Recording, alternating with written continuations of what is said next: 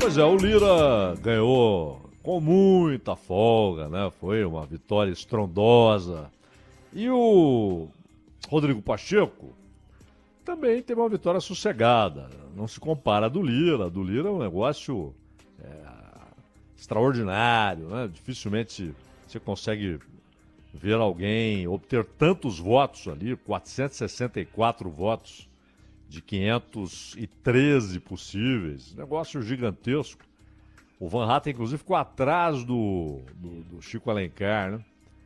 Mas foi uma vitória que já era esperada, né? Tanto que ontem mesmo falávamos aqui, provavelmente vai ter mais de 400 votos e tal. Teve 464, não surpreendeu. E a vitória do Rodrigo Pacheco, muita gente tem tratado a vitória dele como, a reeleição dele, como a tal. Não foi, né? Não foi. A diferença foi grande. Claro que 32 votos, se você vê além do Rogério Marinho, além da predileção pelo Rogério Marinho, uma outra conexão entre esses 32, você tem, por exemplo, a possibilidade de o preenchimento de um pedido de abertura de um processo de impeachment ou de uma CPI. Processo de impeachment, claro, para ministro do Supremo, já que não é o Senado que desencadeia ali um pedido de impeachment para o presidente da República, mas para ministro do Supremo. Mas, sobretudo, a possibilidade de que CPIs, lembra da CPI da toga, que foi proposta, sugerida, parecia que andaria, não andou, e outras investigações relacionadas com decisões de ministros do Supremo Tribunal Federal. Não só do Alexandre de Moraes, também do Barroso, do Fachin. Há muitas decisões que são vistas como inconstitucionais. Mas o Supremo, talvez até por ter se sentido acuado em certos momentos nos últimos anos, o Supremo tem hoje majoritariamente uma posição automaticamente favorável a essas decisões tomadas pelo Alexandre de Moraes. E o Alexandre de Moraes tem avançado sinais, o Alexandre de Moraes tem censurado previamente, ele tem determinado multas para empresas que não silenciem determinadas figuras em redes sociais. Por exemplo, o Telegram está recorrendo, entrou com recurso contra uma multa aplicada pelo Alexandre de Moraes. Ele multa com muita facilidade, ele manda censurar com muita facilidade, ele censurou um partido político, isso é muito sério, que é o Partido da Causa Operária. Isso é muito sério. E não há voz de protesto nos outros partidos, né? Uns com aquela bobagem, mas o PCO é um partido de esquerda, então que se dane. O outro não, o outro que é de esquerda, não, mas o PCO é uma voz discordante, né? É aquele grupo que desafina o coro dos contentes, que chama toda a esquerda restante de fraude, de pseudo-esquerda. Então não ligam muito. Não importa se você gosta do PCO, se você não gosta do PCO. A questão é, um ministro censurar um partido, censurou, não pode se manifestar. Isso durou um tempo considerável. Ou seja, uma agremiação legal foi impedida de se manifestar e isso traz, inclusive, o elemento da censura prévia em todos esses casos, não só do PCO, mas de políticos que foram silenciados, jornalistas que foram silenciados. Isso é censura e censura prévia. Você não está censurando só o que foi publicado. Você determina que nada mais, pelo menos por um tempo, pode ser publicado. Isso é censura prévia. O que a lei permite que um texto, uma opinião, possa ser considerada ofensiva, e isso pode levar a uma ação na justiça, se alguém considera que naquela opinião está configurada uma calúnia, uma difamação, até uma injúria, tese algo mais leve, do ponto de vista jurídico, é claro. Então, você leva isso a um juiz. E aí vai depender, a instância vai depender de quem escreveu, de quem é a vítima, mas você leva a um juiz de primeira instância. O lugar vai depender de quem escreveu, ou onde teria ocorrido o crime. Mas não. Primeiro, o Alexandre de Moraes parte da premissa de que na internet o crime é continuado. Ele não para, ele não cessa. Por quê? Ele está sempre lá, mesmo depois de removida a publicação. Ela está nas nuvens, ela pode ser resgatada, ela pode reaparecer. E, portanto, é um crime continuado. Daí, por exemplo, decisão de prisão preventiva. E no caso da censura é ainda mais grave, porque qual é a premissa? O sujeito escreveu tal coisa. Eu considero que aquilo é um crime, eu sou um ministro do Supremo. Ora, eu sou vítima. Se eu sou vítima, eu tenho de ir ao judiciário, não como ministro do Supremo, mas como um cidadão que entende que foi vítima de um crime. Vai ao judiciário. Simples.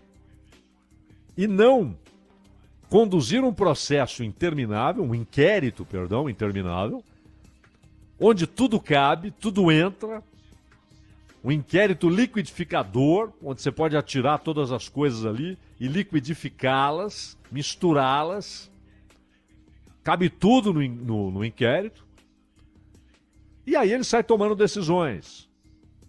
Silencia aquele partido, silencia aquele deputado, silencia aquele jornalista. Prendam aquele lá. Mas onde está a base? A base está no inquérito. Um inquérito de origem duvidosa quando confrontado com o texto constitucional. E quando confrontado com o próprio regimento do Supremo. Já dissemos isso aqui N vezes, mas é preciso repetir, porque a coisa continua. Também esse inquérito não cessa, não para. Manda prender um deputado. Tudo bem, a Câmara deve ser ouvida, foi ouvida, autorizou. A Câmara autorizou? Tá tudo bem. Mas mandar caçá-lo, opa! E percebam, o sujeito que ele mandou caçar, que é o Daniel Silveira, deveria ter sido caçado mesmo, mas pela Câmara dos Deputados. Não pelo Alexandre de Moraes. Esse é o ponto. E a cassação, para mim, deveria ser uma decorrência natural ali dentro da casa, da simples avaliação do que foi dito pelo deputado. O sujeito não pode representar o povo. Ele não pode permanecer como portador dessa representação. Ele não é digno de representar uma parte do povo do Rio de Janeiro, do povo fluminense. Então ele não pode ficar aqui. E aí você pode, claro, são coisas distintas, a cassação e torná-lo inelegível por determinado tempo. Isso depende do crime que levou à cassação. E aí sim, você pode ter embates no Supremo a respeito da decisão de torná-lo inelegível por certo período. Aí é um assunto que vai para o judiciário se posicionar. E por ser um cargo federal de deputado federal, no Supremo. Se fosse um governador, tal seria no STJ. Mas manda caçar. Claro. Aí o próprio Arthur Lira, muito ali, constrangido, pouco à vontade, mas teve de reagir, dizer, opa. Por quê? Porque hoje o motivo pode ser até, você olha para o motivo e fala, não, de fato esse cara tem de ser cassado. Sim, Mas ele tem de ser cassado pela casa onde ele está. Porque se um ministro do Supremo passa a ter o direito de, em um inquérito qualquer, determinar uma cassação, amanhã ou depois será por um outro motivo. Ó, aquele senador lá, fora. Aquele deputado lá, botem para correr. Não é mais deputado. Ora, se você tira da casa legislativa, a casa onde há a representação, onde está o grupo de representantes, se você tira da casa legislativa o direito exclusivo de cassação, e um ministro do Supremo, no inquérito qualquer, decide pela cassação, o precedente jurídico aberto é terrível. Amanhã ou depois, um outro ministro, por outra causa, por não ir com a cara do sujeito, com as ideias do sujeito, ele arranja um inquérito qualquer e fala, está cassado. Que isso? Isso é inadmissível. E insisto, o Daniel Silveira deveria ter sido cassado, porém, pela Câmara. Jamais pelo Alexandre de Moraes. E por que estamos dizendo isso? Qual a relação com a eleição de ontem?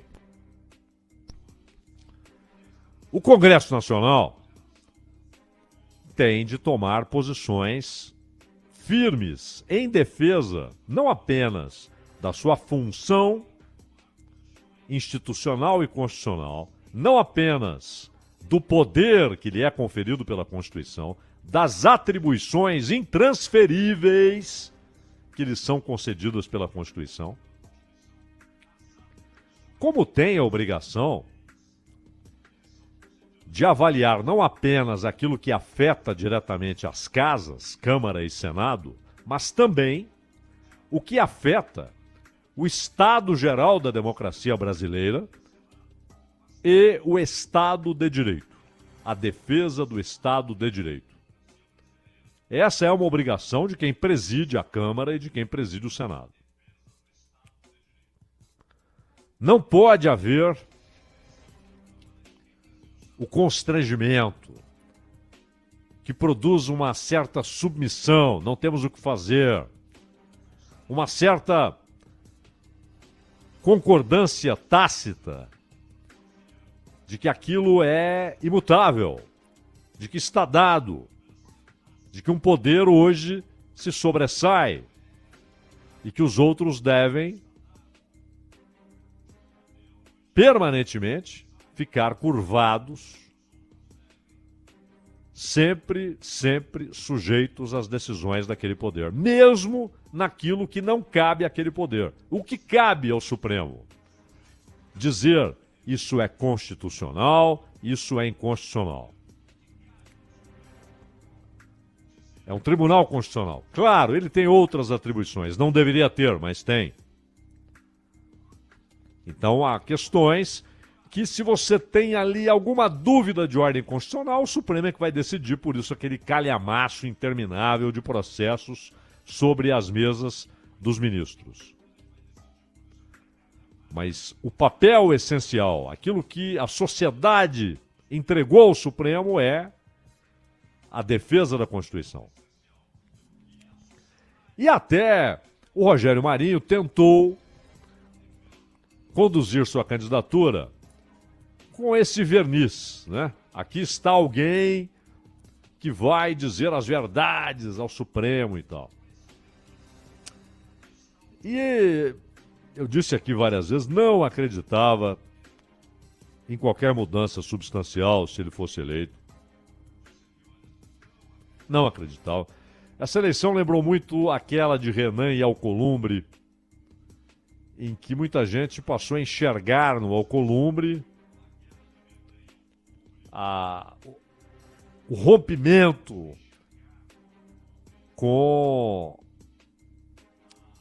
o renanzismo, né? Ou seja, aquele controle que Renan Calheiros estabeleceu no Senado da República. E que a vitória de Alcolumbre seria mais do que isso, não seria só a derrota de Renan Calheiros, mas seria o estabelecimento de um Senado com novas premissas, com novas prioridades, com novos objetivos, com novos princípios, principalmente. E 2, 3 meses depois, os caras viram que não era nada daquilo, né? Já tinha a continuidade de tudo aquilo que havia com o Renan, continuou com o Alcolumbre. Ó, decepção. E seria muito parecido. A diferença é que agora, nessa analogia, o Renan ganhou, ou seja, o Rodrigo Pacheco ganhou. O próprio Rodrigo Pacheco, quando eleito, também foi visto como alguém capaz de levar ideias libertadoras para o Senado, transformadoras. E não aconteceu. Né? Ele é uma personificação do establishment, ele é uma personificação da oligarquia. Suas palavras, seus gestos, suas decisões, suas atitudes são todas pela manutenção do que aí está. Por isso até ele, no seu discurso, falou o quê?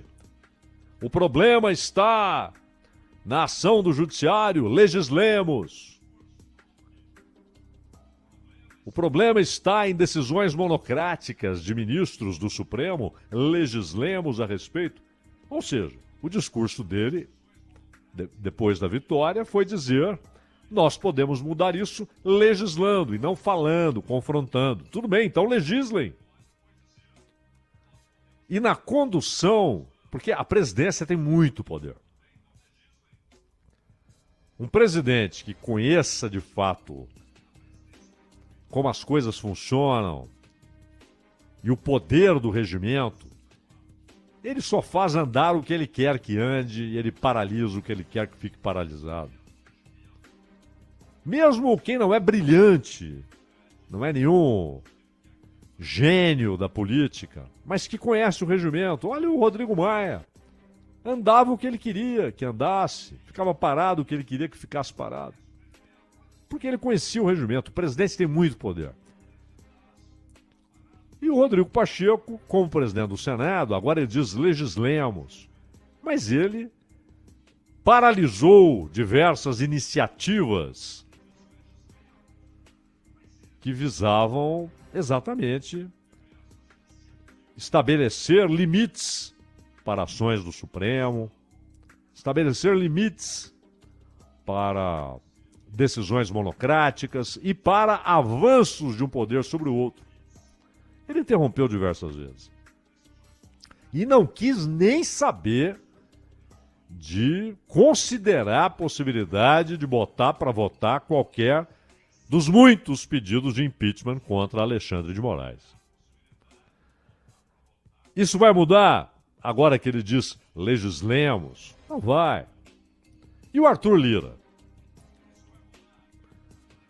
Porque muita gente fala, olha, o Rodrigo Pacheco, ele deve muito de sua vitória ao governo, ele sabe disso. Ele agirá como um devedor? É bom lembrar que o Padilha, Alexandre Padilha, ele foi lá para o Senado e foi importantíssimo na articulação para evitar surpresas, porque havia receio de uma virada do Rogério Marinho.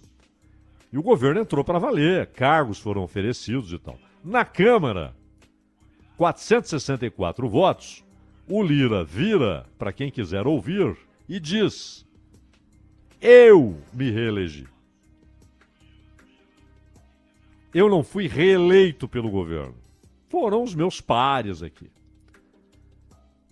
Aquela figura abstrata, mas que na verdade é de uma realidade incontestável, que é o Centrão, não teve dúvidas, é o Lira e acabou. Até porque você tinha um candidato do Novo, né? Ou seja, um partido ensimesmado, e um candidato do PSOL, outro partido ensimesmado, e que não tinha nem dessa vez a possibilidade de ter o apoio do PT, porque o PT estava fechado com o Lira, e o PL fechado com o Lira. Então eram duas candidaturas inviáveis, o que, claro, facilita esse número estrondoso. Mas esse número estrondoso faz com que agora, reeleito, fato consumado, Lira, falei, bom, eu não devo ao governo minha reeleição. Eu não devo ao governo a minha votação. Então, é hora de tratarmos de assuntos que interessam aos que votaram em mim, aos partidos que votaram em mim.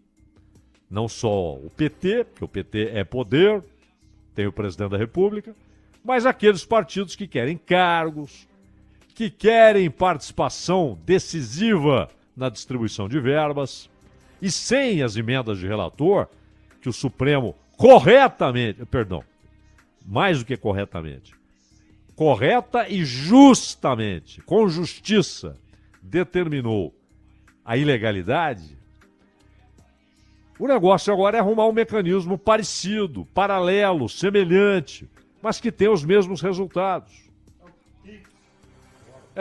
Agora, aliás, querem algo mais ousado, exato, o PIX, ou seja, o dinheiro sai direto ali para o cofre da prefeitura, escolhida pelo parlamentar, sem qualquer explicação disso ou daquilo, sem possibilidade de fiscalização. Enfim, aquilo que a Constituição exige de transparência, publicidade, possibilidade de fiscalização, essas coisas aparecem. Eles não vão abrir mão de ter um mecanismo como esse. Então o Lira apresentará algumas contas para que as coisas andem. Reforma tributária,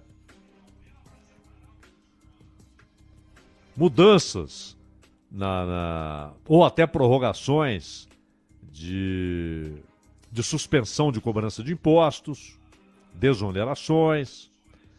E qualquer projeto só vai andar, é isso que ele está dizendo. Com a minha votação, eu estou mostrando que nenhum projeto avança se eu for contra. Se eu não for pelo menos indiferente. Se eu for a favor, anda. Se eu não for a favor, não anda. Já o Rodrigo Pacheco é outra história. Ele foi muito ajudado pelo Palácio do Planalto, pelos ministros, foi muito ajudado para conseguir uma eleição tranquila, vale ressaltar. Essa história de que foi apertado, não, foi tranquilo, olha os números. Mas são cenários bem diferentes. O que importa é que ambos cumpram com aquilo que a Constituição determina. Inclusive que zelem pela soberania do poder, da ideia de três poderes independentes. Que zelem por essa ideia soberana dos três poderes. E que zelem pela manutenção ou pela recuperação da capacidade de representarem os estados e o povo brasileiro. Porque isso anda perdido. Aquilo não pode se resumir a uma casa de negociatas, Ronald.